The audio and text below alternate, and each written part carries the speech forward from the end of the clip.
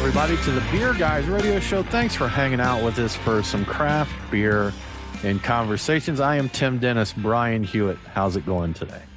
It's going. It's been a draining day, but a good day. So draining, but good. Those happen. Yeah. You know, that's not too bad. Like, I don't mind feeling exhausted at the end of a good day. You know, it's much better than feeling exhausted at the end of a terrible day. So it feels different. It just hits different, Brian. It does. It hits different. It does. My efforts were great, but they went to a good cause, and I was successful ultimately in that cause. So I'm happy with that. Yeah, success. Stuff, Nate, how about you, man? How you doing today? Pollen count is very high today, so it is. I'm a little out of it right now. I took some allergy medication earlier, and I'm just happy to be here talking beer with you boys. Good stuff, man. I saw someone mention there were 2 tree pollens today in Atlanta that were extremely high, and I can feel it in my throat a little bit. Like, I don't feel too bad, but I'm a little scratchy. So y'all forgive us this week if we got a little scratch. I don't know. I don't think other places, I'm sure there are some other places, but most other places do not get hammered the way Atlanta area does with pollen. And I've lived a lot of other places, and I don't remember it getting quite as serious and heavy as it does here. The first time I ever saw the image of like the tree shaking with a cloud of yellow pollen coming off of it, was after I was here, but I saw that after seeing it settle, like cars being coated yellow. Yeah. I'm from the Northwest originally. I've never seen or heard of that kind of thing. I'm like, that's insane. It's crazy down here in terms of pollen. It is insane down here. I went on vacation one spring and took one of my cars, had the other one in the driveway. And when I came back, I mean, you honestly couldn't see my vehicle. And I had the vehicle was, I think it was black, either black or dark green or something like that, but it was covered with the greenish yellow pollen, just absolutely like it had been abandoned. You ever seen those shows where they find a car in a garage that, my dad parked this back in 87 and it's been here since then? They could have done that. They could have done that with mine. I did have a car that my parents held on to me for a while and parked under a pine tree. So I know what you're talking about, but it was pretty gross. Absolutely. Yeah. Well, good stuff, guys. Tim, how are you doing? I'm good, man. I'm doing fine. Yeah. That's, my day was crazy, but not bad. I didn't have as good a day as Brian, but I'll say it was a decent day, and I'm here, so we're rocking on. I'm in a good place. Nate. So yeah, absolutely. Well, guys, we had some fun, something we haven't done in a while. We got together and bottle shared this past weekend. Yeah. So we had fairly decent weather, and we did a sour share. And I think that's another thing, that not just bottle sharing, but man, you don't have the sours like you did. What are we looking at? 10 years ago now? 7, 8 at least, since the sour boom there. And probably, yeah. Yeah, we broke out some good ones. We had Cantillon, we had Dry Fontaine, we had some Allagash. I think we had one, Nate, that you brought back from Alchemist, one of their sours. And Wild Child, the strawberry. Yeah, that was a really tasty one. Just some really good stuff, man. Really good stuff. We fired up the grill, burgers and dogs on the grill. We played some cards. It was we sniffed some perfumes. That's what we did. Since Brian and I were there, we broke out about 60 different samples of perfumes to go along with everything else. So I think we had a pretty full day. We had quite a bit of stuff covered there. It was a feast for all of the senses, mostly mouth and nose, but all of them, really. Yeah. Oh, we had cigars. I forgot about we even broke out cigars. We also did cigars too. Something else we haven't done in a while. But all in all, a good time, man. It was nice to get together. Been a while since we've done that. So my favorite beer of the share was the Dry Fontaine. And I think that when it's in the mix, it's pretty tough to beat that for me, because I just really love their profile, their DNA, so to speak. Nate, how about you? What was your favorite one we cracked open? It's really tough to say, but I think for me, I would have to hone in on that Alchemist, that Wild Child with the strawberry. Okay. Strawberry came through really nice, and it created like a nice dark, like pinkish reddish hue to the beer itself, and so that was just really tasty. Can't argue with that, man. Can't argue with that. Brian, how about you, man? What was your favorite? I'm going to say it was the Cantillon because it's the first bottle I ever bought. And I actually bought, owned, and then brought to a bottle share. I've had Cantillon a number of times, but it's always been something that I either bought at a bar or somebody else poured. But the one that was really the most exciting is when I was looking for bottles to bring, I didn't hold back. Like if I saw something cool that was spontaneous, wild, whatever, mixed culture, that sort of thing, I just grabbed it. Usually I would...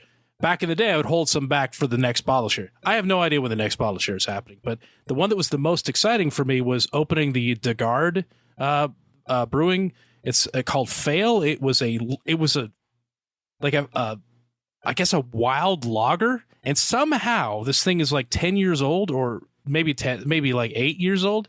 Somehow it actually held up extremely well, drank really well, and it was about 5%. I'm like, man, the power of sour beers and their longevity is no way as a just a regular lager that would have been any good, but it was fantastic. And I was very impressed by that. And I was actually surprised to see that I still had it because it was a bottle I'd completely forgotten I ever owned. So yeah, I feel like, I left the party a little before the festivities ended. I'm a little earlier out than the rest of these guys, but I don't think I was there for that one. I think the Degard must have got cracked after I left. So I think I think it may have. Yeah. Brian, what was I can't believe I'm forgetting their name right now, but the sour place out of Portland. Cascade. So I gotta say the aging on those was disappointing because nearly all of them just lost almost tasted like you just had a bottle of fingernail polish remover. After about or battery acid too. Yeah. I don't know if it was, exactly what it was, but we had a place here when we first got them in Georgia. They were what, 30-ish bucks a bottle, I think. Yeah. 25, 30. And some place got rid of some stock and they were like half price or like $7. I think we bought 2 or 3 cases. Like we cleared out what they had because we were excited to have these nice sours. And we dug into them a couple times. And after about a year, every single one was just the fruit had been eaten up. They just did not, and which was sad because they were really good. Bracingly sour, and I actually was going to bring one, but I ran out of space. I'm like, I actually have a few of those left. What I will tell you is those are great for if the beer hasn't gotten really badly off. And I've got a variety of them. They're really good for like a mulled wild ale. Like if add some sweetness back, put some spices in there and stuff. Heat it up. Yeah. It just I meant to do that. I've meant to do that the past couple of like winters, and I guess I'm not technically out of time, but the weather outside is telling me winter's basically better get it fast, man. Maybe I'll crack one open and still mull one just for the heck of it. But, yeah. That's like Bourbonic Plague there from Cascade. That was phenomenal. Oh, that was beautiful. Vlad the Impaler, I think was the next one. Yeah. And I remember Allagash, their Tierna. I probably still have 3 or 4 of those because that was one I loved. And I'm like, I'm going to get these while I can. So I probably still have a few of those in the cellar somewhere. I'll have to see. Bring those around because I did end up opening mine. Unfortunately, it was completely flat. Still. Okay. So it's was that the Mike Nate, was that the one we put in your CO2 thing? No, I don't think that was it, was it? No, that was an earlier one. It might have been the Leopold from Westbrook. I think it was the Leopold. Yeah. We turned it into we basically turned it into a whipped cream charger. Basically. Yes, that's what it was. A CO2 charged whipped cream maker, and it was not super effective, but it was. You know what? Ingenuity does not always come with 100% success rate there. So. Yeah, it didn't recover it completely, but I think it in the end say of things, adding it to the whipped cream charger thing did improve it a little bit, made it a little easier drinking or a little better drinking. I wonder if you guys ever fast charged a keg like with home brewing where you plug it in, you rock it back and forth. I think maybe if you'd taken, a good 20 minutes or so to rock the charger back and forth, it may have actually taken on a little more of the carbonation there, but I think we just we blew foam. Like you said, Brian, we kind of got milk pours out of it. So it was better than it was straight out of the bottle, but it did not accomplish miracles there. Yeah. We should have roared it. That was the thing, in hindsight, we should have roared that beer.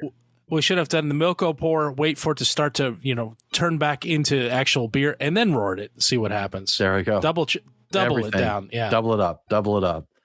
Well, moving on to the beers we're drinking now, Brian, what are your beers of the week?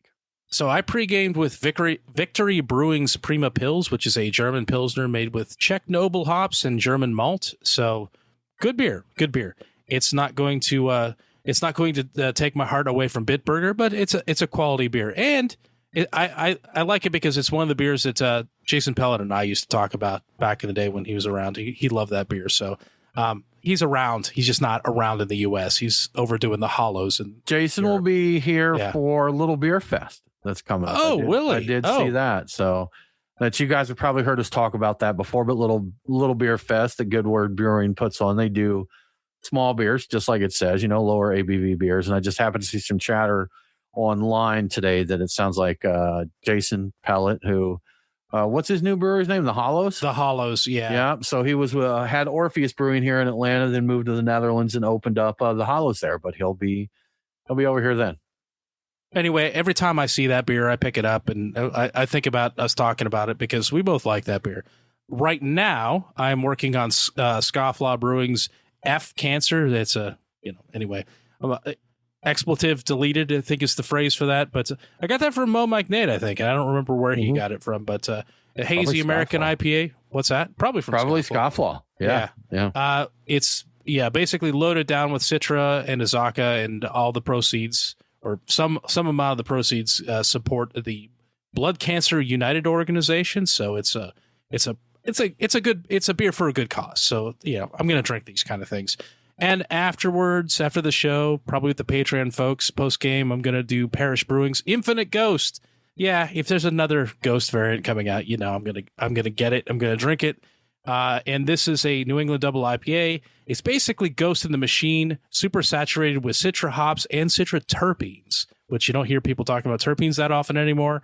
And I've actually had this one before, and it's great, and I'm looking forward to drinking it again. So that is what I am drinking, Tim. Superb, man. Superb. And Nate, you're on a White Stripe week here. So for those that are just dropping in, Nate is doing a week on, week off to be responsible with his drinking. The government told us to drink less this year, so that's what Nate's left it ambiguous. Yeah. And so he's on a white week. Did we decide White Stripe weeks or no alcohol? We decided to go with Red Stripe for the alcoholic weeks, right? Or was it black? Oh, you went red and white. I was thinking black and white. White and black is a zebra stripe, right? Just so we know what, just so we stick to what we made up to go going forward. So White Stripe week, what you sipping on, Nate? Yeah, so I had to run into my local Whole Foods store yesterday and saw some hop water on the shelf, and I hadn't had it in a while. So I've got their grapefruit flavor, and this is hop water. So it's got Citra, Amarillo, Mosaic, and Azaka hops in it. And, hop water is a little polarizing, but I actually like it a lot. So this is something that I do enjoy having, and it's a good alternative to beer without a lot of the heaviness. Brian and I visited a brewery recently, and we won't put anybody's name on blast here, but their hop water was their best offering at the time. So we tried a few beers in that, and that's as folks probably know if you listen to the show a while, beer unfortunately doesn't agree with me like it used to. So I do not drink as much as I used to. So after sampling a couple of the beers, I got a hop water to sit down and have a drink, and I'm like, it's actually pretty solid. So, sometimes that happens. I have nothing against hop water. It was tasty stuff. Yeah.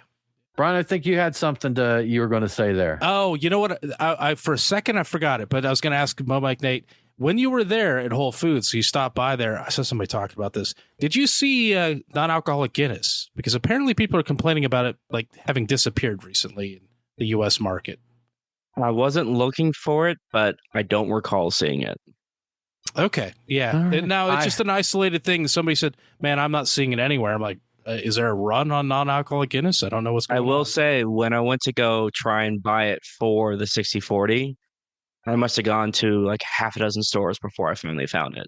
And this was about a month ago. So, yeah. I happen to have a contact at Guinness PR. I'll see if I can find out if they've limited distribution here. I'll see if I can get some scoop on this. And it could be just selling really fast. It could be. Not keeping up that's what I was thinking. That's what I was thinking there. So, yeah, we got Dave chiming in here talking about hop water versus NA beer. And Dave, he'd prefer a hop water to the NA beer. So and talking about the Stone collaboration. I remember that. I forget who it was, but I remember the bottles on those and seeing those. So, yeah. To each their own. If you like it, drink it. If you don't. That's totally fine. Totally fine.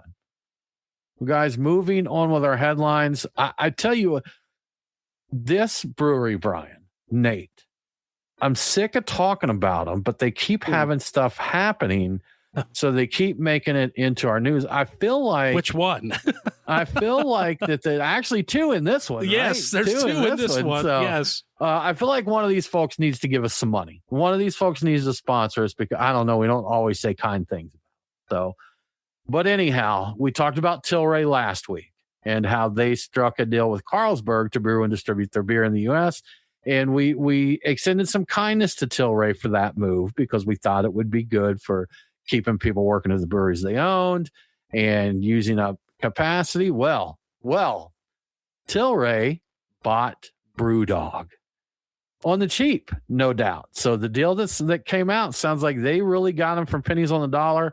And as you might expect, there's a whole lot happening because of this deal. Yeah, we were speculating a week or two ago in one of the previous shows, and I don't know did we float the idea of possibly Tilray being a buyer for BrewDog? I know it ran through my head, but I didn't know that it was like very likely, so I didn't say anything. I don't recall. I know that it did not cross my mind, and I just never thought that Tilray would be in the mix for that. Maybe I should have. Yeah, I definitely didn't say anything. I thought the reason I didn't say anything is I was thinking, no, it's not very likely. I really thought this was going to be a play like for the people coming in the U.S. market. Turns out the other way around. But yeah, so what's happening with BrewDog? Tilray's buying them, and they're getting a fire sale price of 33 million pounds, or about $44 million for BrewDog. That's million, not billion. 44 million, not 440. $44 million for BrewDog. Just making sure people get that, which is a significant drop from the previous valuation of about 2 billion pounds, or about 2.7 billion US dollars. That I guess that was their high water valuation. It's a staggering, unbelievable 98% drop in valuation, which is insane. To put it in scale here, the Equity for Punks program, the people buying into BrewDog, they raised over $100 million US, and that means they could have bought BrewDog outright twice for what they paid some number of years ago. Insane. Anyway, the deal gets Tilray, the BrewDog brand, the intellectual property, the Ellen Brewery in Scotland. I think I'm saying Elon? that right. I feel like maybe it's like Elon. Could be wrong. I don't know. And 11 pubs. So that's the UK and Ireland part of the deal, and that's now closed. Did you have your hand up, Tim? I did, Brian, but I think you may be about to get to it, so I'm just going to be quiet.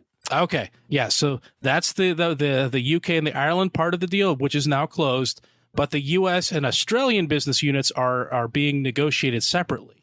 It is expected that Tilray will also close on those within 30 days. There are no details about what might happen there in terms of price and things like that. But the Tilray CEO commented that BrewDog's U.S. business is about $20 million. It's not clear exactly what that means, if that's worth or what the amount of sales that they're making every year, but that's what he said. In the U.S., there are 6 tap rooms, a beer hall, and a hotel, which we famously talked about.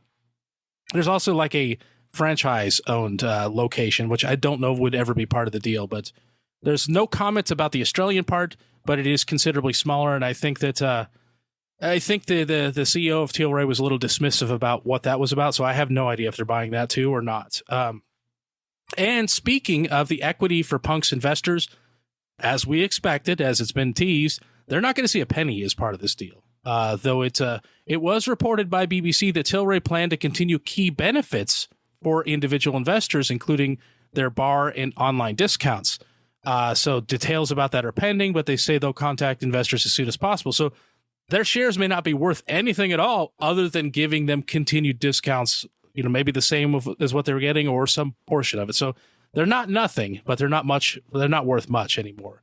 The administrators of this deal, Alex Partners, say the sales save 733 jobs, but the headlines are all talking about the 484 jobs that were lost and 38 bars that were closed that were not included as part of the rescue deal.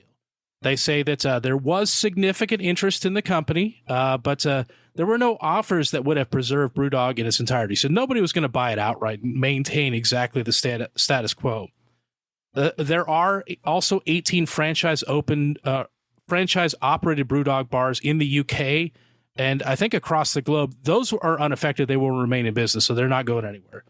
As for Tilray, there's so are they part of the deal? Are they being purchased? They're just totally separate things. I think the franchisees just continue operating the way they have, and they stay open. I don't think that they have to deal with Tilray because they're leasing or whatever the franchise from Tilray because Tilray's taking over. I think that's how that works. Unless it's just a branding thing. I mean, unless they're just getting the name. So who knows? All right. I'll bet there's some relationship. There has to be with Tilray, but. So as for Tilray, they say this acquisition accelerated their beverage strategy by years. I don't think they were expecting to do this. They expect the BrewDog acquisition to be cash flow positive. That's the phrase. Sometime in fiscal year 2027. So they're expecting to turn this around and make some money off of it, or at least not be like hemorrhaging money. And they already plan to use the extra BrewDog capacity to take brands like Shock Top, Sweetwater, Montauk, and 10 Barrel international. So those things will be brewed in the UK probably, or maybe Ireland. It also sounds like the BrewDog Ohio location may end up handling a lot of the beers for Carlsberg once that's acquired, because they're already talking about that possibly to handle that capacity. So this is just Tilray's exploding. They're going to become AB InBev here in a second, you know? So I will just say this, that I'm only basing this off of what I've seen and heard. I won't claim to dive deep into the inner workings of the brewery business. We see what happens here. We see breweries closing.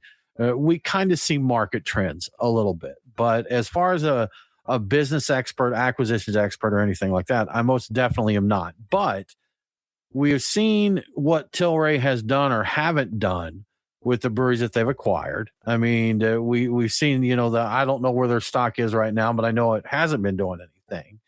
And this just seems like, we talked about it, Brian, that BrewDog was struggling, but they were still like the number 3 or number 4 beer in the UK, I believe. So, I mean, that's still some good market presence, even if they aren't what they once were. I guess that's some good market presence, and maybe closing those bars and that. So I hope Tilray knows what they're doing. Now, let's remember that Tilray is heavily invested into marijuana, and it's possible they're all just stoned out of their gourds. I mean, their business actions kind of look that way.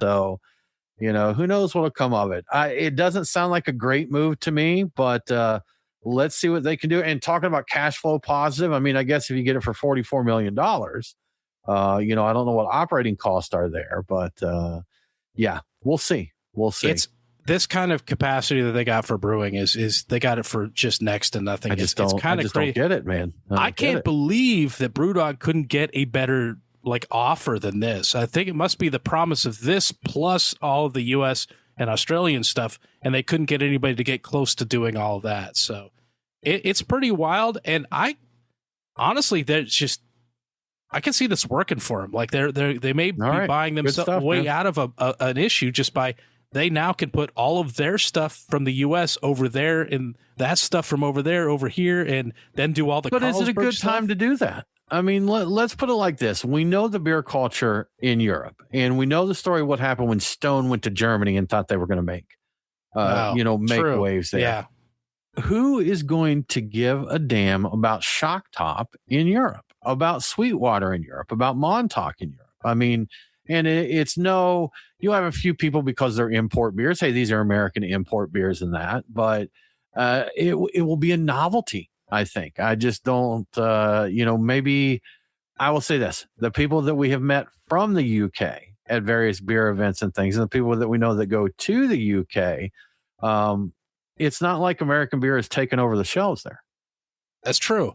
But you also have to keep in mind, they cut a lot of the expense that was weighing down BrewDog. So even if they were only successful in producing BrewDog the way it has been as like the number 3 or 4 or whatever it is in the UK, they've lost, like they fired like the union, I think, that was involved in it. Like most of those people are gone. That's expensive. A lot of those pubs that weren't making a lot of money, that's expensive. They all of the debt that the company had. Like all that's not getting paid back. I don't know what anybody's actually getting. Yeah, I wonder how that works exactly. So yeah, they're getting all of these assets, all this capacity, and the market that's buying the beer, and they've dropped all the debt. They've dropped all the expense, the overhead of like 484 people. You know, like they've dropped all that, so they've erased all of that, and now they're looking at we got all this stuff for next to nothing, and we bought basically this whole market. Like, but I don't see how also, they can't make money off of this. Well, here's the thing, because in the UK,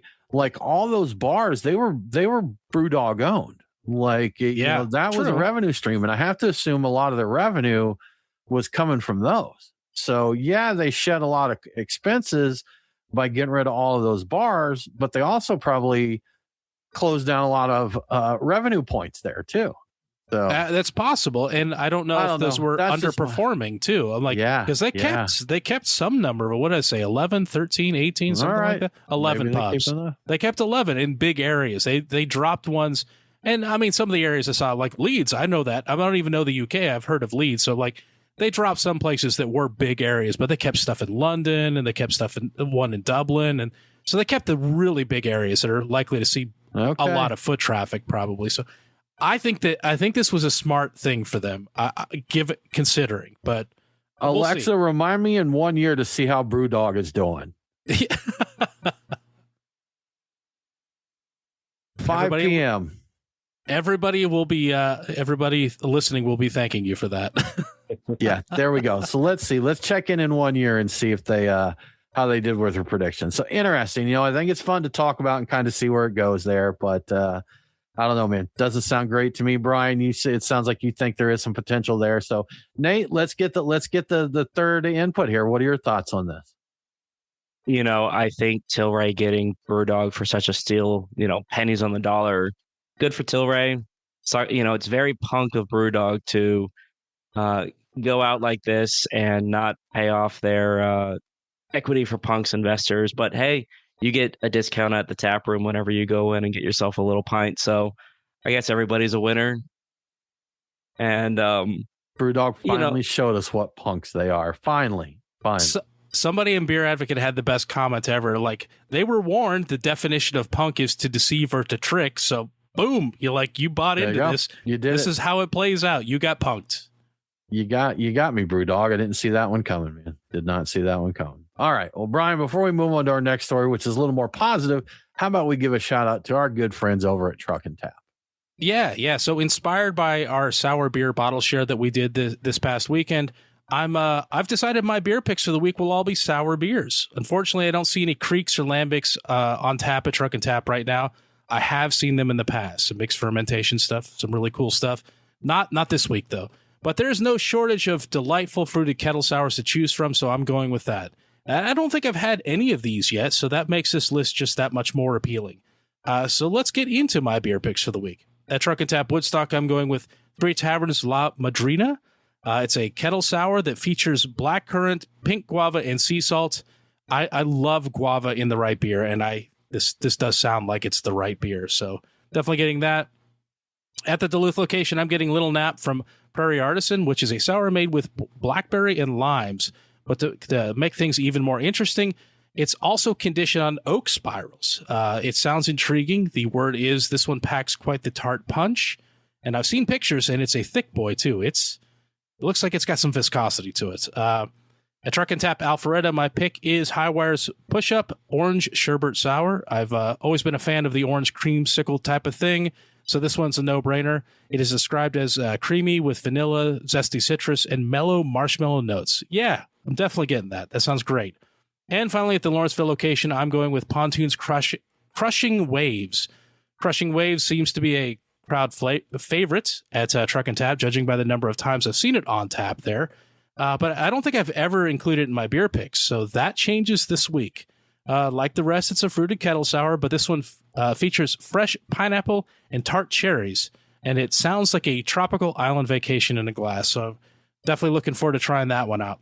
And there you have my beer picks for the week. Get out there and have a beer or two. And as always, if you'd like to see the full tap list before stopping by, take a look at trucktap.com. The taps change quickly, so you never know what great new beer might go on and which of these might go off. And if you'd like to see what food trucks are serving and what events are happening, like your trivia, your karaoke, your live music, or your St. Patrick's Day party, which is happening next week, that's happening. You can also find that at truckandtap.com. Everything you need to know can be found at truckandtap.com. So check that out. And thank you to Truck and Tap for your support. Thanks, Truck and Tap. We love you. Good stuff, Brian. So moving along, some fun news out of Australia. We got a new hop variety, Brian. And as a hop fan yourself, I'm sure it's exciting to hear about new varieties coming out. But from the land down under, we have Luna. Yes. Can you hear the thunder? I can. Yes. Yeah. A new Australian hop variety. Given how popular Australian hops are these days, that's big news. Or they're popular with me, so it's big news for me. I hope everybody else is excited about this. But Hop Products Australia, HPA, is how they're currently known, or frequently known. They're the largest hop grower in Australia, and they have announced the naming of Luna, a hop variety previously called HPA 033. So, but the naming is only a significant milestone in the long road trip for the hop to get to this point. The hop got its start back in 2003 when it was born as part of HPA's hop breeding program. So it's been over 20 years at this point. Fast forward 9 years to 2012, and Luna started making appearances in trial beers under the name HPA 033.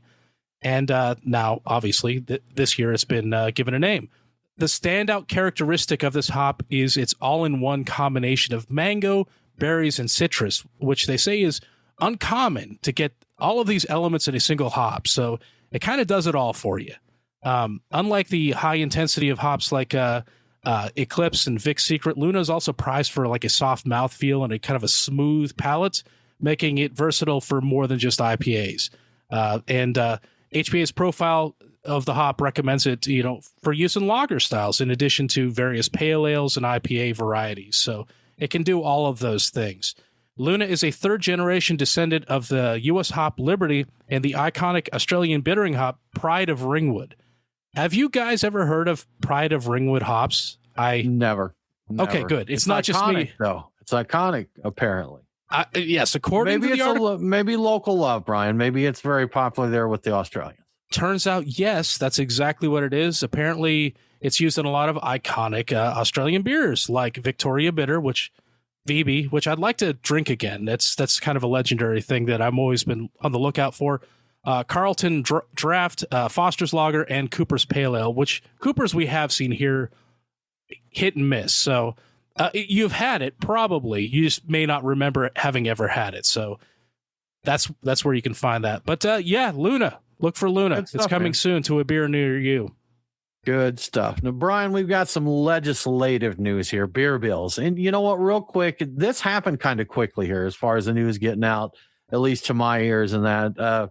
A little sidebar here. Here in Georgia, we had a bill go up this year. And something we've been trying to do for a few years now is to allow our breweries to sell more direct to the consumer at the brewery for some limited self-distribution. Two things that a lot of states really are allowed to do. Because right now our breweries are limited to 288 ounces per person per day. So a case of 12-ounce cans. So that's it. And we will definitely take a look and see what we can do to do that again in future years, but it just didn't go anywhere. And of course, limited self-distribution. For anyone kind of familiar with distribution and how it works, especially for small startup breweries, they have a difficult time getting a distributor a lot of times because they're just small potatoes and the distributor doesn't want to mess with them. But every beer sold outside of the brewery in Georgia has to have a distributor to get to where it needs to go. And this can give some ridiculous things like if a brewery wants to deliver a keg to a restaurant that is literally across the street from them, then if this brewery is in the northern suburbs and the distributor's in downtown Atlanta, they send a truck up to the suburbs, pick that beer up. I believe sometimes they have to take it back, log it into the warehouse, and then they truck it back up to that restaurant across the street. So breweries want the right to just say, I think they said something like within their county or a certain mile radius to do self-distribution. So, but we have both a distributor lobby and a religious interest here that lobby against these things. There was someone said that would make alcohol more readily available, would contribute to more alcoholism. Of course, that argument makes no sense at all. It's no difference in the amount of beer that's available. And, the buying from the brewery versus buying from a grocery store or liquor store or whatever. But the short of it is the bill beer died. They didn't move it forward for a vote. So we'll go back at it again this year. We've got a lot of our brewers fight really hard. I want to give a shout out to Thomas Monty at Schoolhouse Brewing. He's the front line of the grassroots effort from the brewers. He is engaging with people on Reddit, people on Facebook, getting the word out there. Other brewers as well. Thomas just happened to be the one that I saw the most about, the most news from this year. And he really gave some deep dives, letting people know, hey, this is what's going on. And if you're in a state and you've ever followed beer laws, distribution laws, brewery rights and all that, it's hard to win victories. They're very, very tough to win. We had a couple small ones in like 07, 08 or 06 and 08, something like that, I think is when they passed that, that allowed for the limited distribution that we can do there, that allowed for our breweries to be able to sell food, because before that, they couldn't do that. So it increased our brewery count here in Georgia. We had a nice little boom after that. And it's just unfortunate the fight that they've got to take with that. But that's enough on our personal issues. But I'm sure your state has similar fights there. So if you're not involved, take a look, see what's going on, give them support, spread the word, and call your lawmakers. Let them know how you feel there. So yeah, definitely. Absolutely.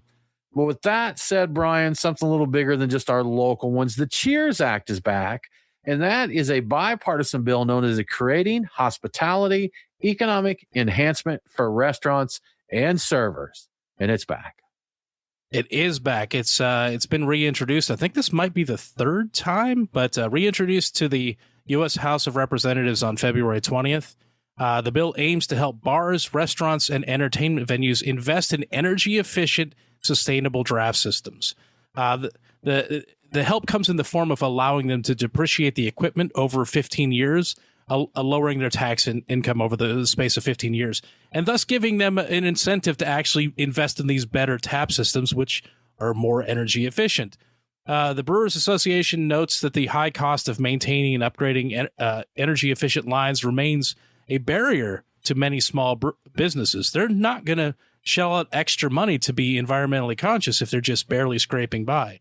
The bill is a little different this time around, not in like significant ways, but this version of the bill targets a different section of the IRS code because the section it targeted previously is expiring due to another bill being signed. I think it was the big, beautiful omnibus whatever bill that happened in 2025. But I did a little Googling about what makes a draft system efficient and sustainable because I was curious. And I guess it comes down to a few things, best I can tell. Thermal efficiency and insulation. So you basically want to limit the unnecessary use of power for refrigeration as much as possible, like not having your fans running all the time, not leaking a lot of cool air. So that alone helps a lot. And I think there's glycol systems that are more efficient than, like using fans and other things like that. There's more efficient gas management, everything from like generators to produce your own gas, which you would use to there's systems in place you can put in place to prevent overcarbonation in the beers that you pour. So the people pouring your beers don't dump them because they're just all carbonation. You don't want that. You're losing a lot. That's wasteful. And then there's the more efficient tap lines that lead to less beer being lost during cleaning. Both they're the shorter lines, and they're actually narrower too in some cases. And I read something about apparently there's some cutting edge technology that allows you to do some kind of an ultrasound process to help keep the lines clean. That doesn't involve you emptying them. You still have to clean your lines occasionally, just not as often. So there's a whole range of things you can do to make your draft system better. There's a lot of options out there, and if this passes, you can have some incentives like some tax breaks to actually put in a better system and do a better job with your beer. So hope it passes this time. I think this is like the third time. Good. Maybe it's the charm. Yeah. That's refrigeration is extremely energy inefficient. Whether that's a refrigerator, whether it's an air conditioner, what have you, just a super energy inefficient process. That's I think a lot of people know I'm a recruiter in my day job. I do recruit for telecom. And one example there is the cell sites. At the base of a cell site, there's an enclosure there that they use. And of course, that enclosure is filled with basically computers and electronic equipment, which generates a lot of heat. It has to be kept cool to keep running.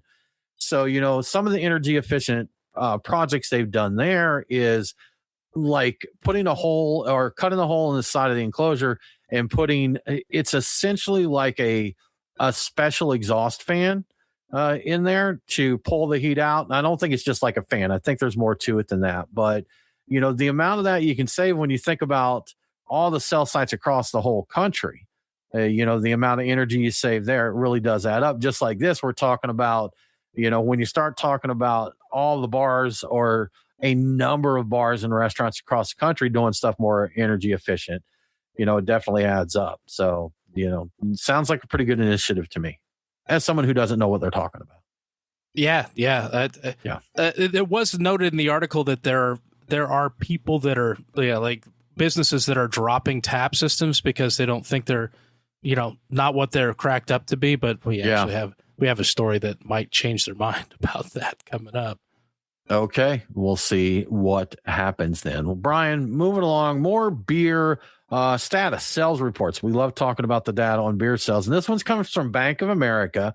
And they are saying that alcohol sales at bars are up, but drinking at home is down. And this seems like something that's kind of flip-flopped over the last few years, like where people are doing their drinking. Are they going out or are they staying home? So right now, Bank of America says they're going out to the bar.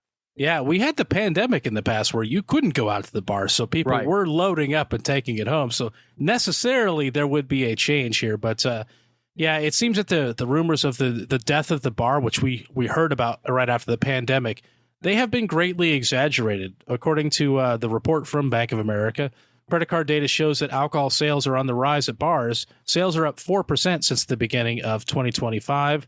But at the same time, retail purchases of alcohol continue to fall because people are, drinking less at home. And there's a lot said about this. I don't know if you can prove it, but there's a social aspect here that plays into it. And that they say that's the driving factor. I didn't see that laid out provably in the article, but I think that's probably part of it. Anyway, sales have been dropping for retail, stuff you would buy and take home, by roughly 5% since 2024. And this is all happening despite drinks at bars being significantly more expensive than, your at-home options, which is crazy considering we've also had inflation issues going on. So things are really going up in price. But contrary to the reputation of being teetotalers, Gen Z and younger millennials are just more moderate in their consumption of alcoholic beverages compared to older generations. At least that's what they're finding. They're still buying it, just not as much.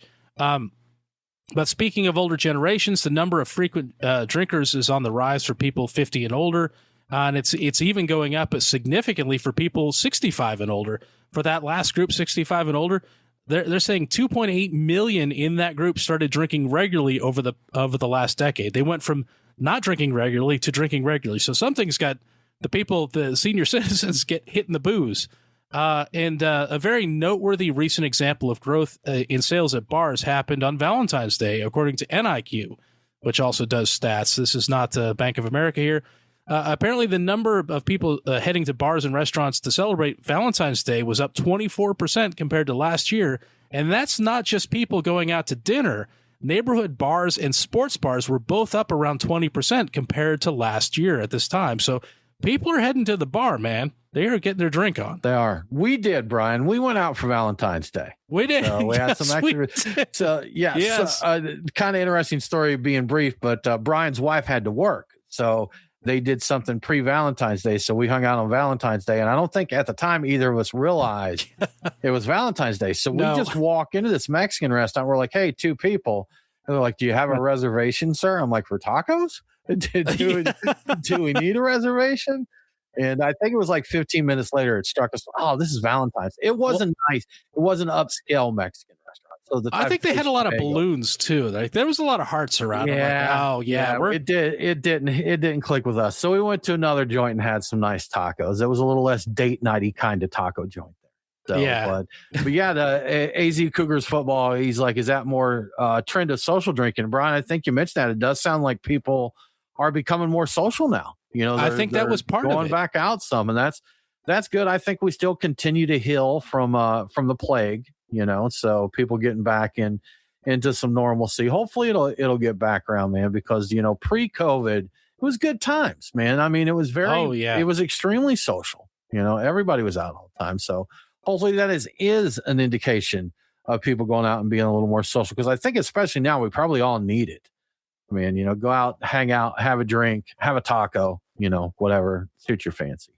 Yeah, and I keep reading about how Gen Z especially is more experiential, and like the importance of like the overall experience, not just going there to drink, but like the people and everything else going on with it. So yeah, I think it makes sense as playing in. I don't know that these numbers necessarily prove anything to that effect, but I think the social aspect of it is important, and I think people are missing it, and people are like, hey, like, I know the drinks are more expensive, but I want to hang out with some friends while I'm doing it, so I'm going there. I wish there was more consistency on it, because like we talked about, man, it's kind of back and forth. They'll say it's down, they'll say it's up, this and that, but we heard it was up some for Super Bowl, so seeing some trends here. So maybe we trickle up a little bit. Maybe we're headed in the right direction here.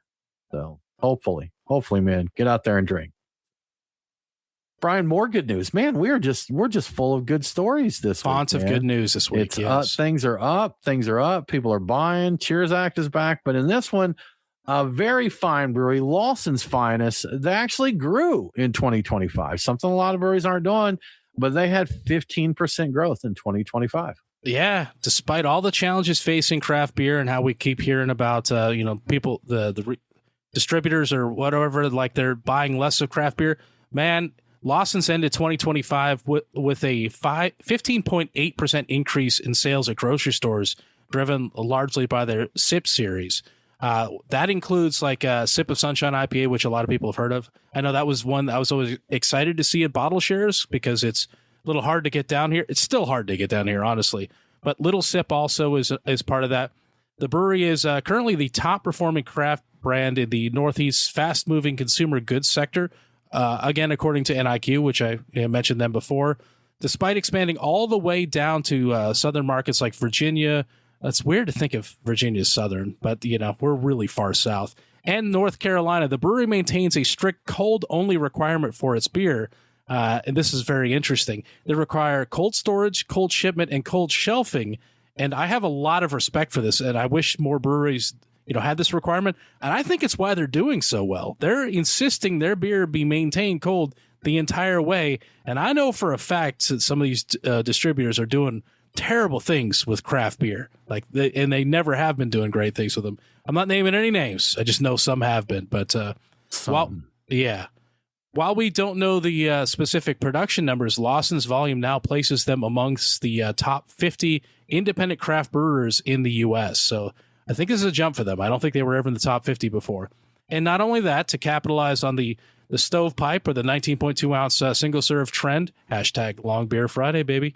Lawson's is launching has launched a high ABV Imperial IPA called Epic Sip Imperial IPA, and they did that back in October, which I would totally be all over if it were down here. But and on top of all this, they have also improved their B Corp score, which is a certification that assesses and verifies a company's social, environmental, and governance impact against the B Lab standards, the people who evaluate it. So they got a whole list of standards. So they've actually upped their score, and they're selling more, and they're kind of killing it right now. So Lawson's Finest is, I don't know. You got to watch these guys. Man. Yeah. That's when we talked to them, they were talking about, and speaking of energy efficiency, Brian, something we talked about earlier there, they have a solar bank on top of their brewery there. It's actually the largest solar canopy in the state of Vermont. So they said that I believe it's 90%. They offset 90% of their power through their solar canopy there. They also manage their water, their wastewater, so they're very green, very eco-conscious there. So, it's pretty cool, making good beer, seeing growth, being ecologically conscious there. It's all good stuff, man. You can't argue with that. I want to say their B Corp score, I don't remember what it was like 91 point 8 or something like that. Like, it's in the 90th percentile, which I think is difficult with all the things you'd have to do. So, they may be the top on that too. I didn't look into that. Am I remembering correctly that at one time BrewDog was B Corp, but they lost it? They were, right? Yeah. Yes, they were, and they lost that. Yeah. They did a number of things. They also did the whole, we're paying everybody a living wage until at a certain point they we're not doing it anymore. Yeah. They were hemorrhaging money. So it takes you how much to live? They're like, oh, man. Wait, we didn't realize the living wage was that much. I'm like, have you looked around? Have you looked at the price of your beer and also looked around? Because everything's really expensive these days. So we had no idea the peasants needed that much to live. Yes, crazy. Silly peasants. Yes. Well, Brian, moving right along, another drinking holiday is coming up. Those are always fun, but St. Patrick's Day is coming up. And this year, the Guinness Storehouse is just going to have a blowout of a party, a multi-day party at the Guinness Storehouse. Yeah, all out. The Guinness Storehouse in Dublin is extending St. Patrick's Day, and they've never done it like this before. I checked. They're making it into an 8-day festival. It will run from Wednesday, March 11th to Wednesday, March 18th. The event sounds massive from everything I've read. It's the 7 floors of the Guinness Storehouse will be buzzing with over 100 acts and entertainment as part of a ticketed experience when you go there. And there will be no shortage of traditional Irish music, like every floor all over the place. I don't even know. These bands are going to be playing over top of each other. I don't know how that's even possible. But they're also going to have a special immersive area on the 4th floor dedicated to teaching visitors to speak basic phrases in Gaelic, which I guess it's like Gaelic, but it's the Irish version of it. So all right. So they're actually going to have real classes where people learn how to be not controversial, but conversational. That's the word for it. Maybe controversial too. Maybe I don't know. Maybe they'll fight. I don't know. There will also be a quote electrifying top secret gig that's being announced in the coming days, but I think this got leaked out already. The secret gig is they're going to have a Welsh DJ duo named Overmono. I've never heard of them, but apparently this is a big deal because Guinness typically favors traditional Irish music in its celebrations, but they also get it. There are a lot of young G splitters out there, and they need to entertain them too. So they need the folks splitting the G, they want some DJ'd music, so they're going to get that too. So, yeah, but not to bury the lead, there will also be a limited edition oyster stout pouring at the Open Gate Brewery, and this is made with actual oysters. There will be no funny business, no fakes on there. So I don't know if they've ever done anything like that, but they've been around for a long time, so maybe they have. But yeah, let's throw all out this year. Crazy. Sounds like a good time. Yeah. I think this is a good time, Brian, to throw some news of our own, our Guinness-related news to our own out there on our show. Our next episode, will be our St. Patrick's Day episode. We are going to be speaking with Colm O'Connor, who is from the Guinness Storehouse Brewery. He's a Guinness ambassador, and he's going to be in the States. They'll actually be in New York City, so he will be joining us virtually on that. But we'll talk about some different things, maybe get some Guinness recipes. We'll talk a little bit more about the celebrations that they're having there, history of Guinness, anything. So, you know what? If you guys want to know anything about Guinness, drop us a message. Let us know. We'll try and work it into that. And related to that, to fit his schedule, our live stream will actually be on Thursday next week. That is going to be Thursday, March 12th, same time, 7:00, but we've got to move it a day to accommodate his schedule. But we thought it was worth it, that'll be a really good show. So St. Patrick's Day is always a good time. And Guinness is one of the macro beers we allow. That's right. We deal with it, man. I know that people have had issues with them as being a macro. I've always loved Guinness. I've never liked Guinness, to be honest with you. I think they're ones that, you know what? All right. Talk about our perfume addiction as well, Brian. They have what they call designer brands versus niche brands. And there's a few designers that get accepted by the niche nerds. So, I think it's like that here as well. Yeah. Are you saying they're Tom Ford? Is that what's happening here? No, Tim? Louis Vuitton is what I'm going to throw out. Louis Vuitton. Okay. Guinness is Louis Vuitton. There we go. Kind of an interesting thing to say, though. Can you think of any other beers that fall into that at the level that Guinness does? No, nothing comes to mind. Not quite like that. Yeah, I think Guinness kind of stands alone on that. A good bit. So interesting. Good for them, man. Guinness is just classic beer, man. classic beer. Yeah, I'm a fan. I'm always going to have a Guinness, especially this time of year. Yeah. Lovely day for a Guinness, Brian. Indeed. That's what they tell us. We all thanks so much for joining us, hanging out. That about wraps it up for this episode. As always, if you enjoy what we're doing here, we would absolutely love it if you would tell a friend to listen to the show, share a tweet with a link to the episode, post it on Facebook, tattoo it on your forehead. Any of those is fine. If you need a QR code for the tattoo, hit us up. We'll get you one. We'll take care of that. If you really dig us, please go to patreon.com/beer guys. We would absolutely love your support, and we will get you some swag out. We'll get you into our Discord chat where we talk about all kinds of stuff, and you get invitations to the after party after each week's live stream. But with all that said, we hope that you have a really, really good week, and don't forget to drink local. Cheers.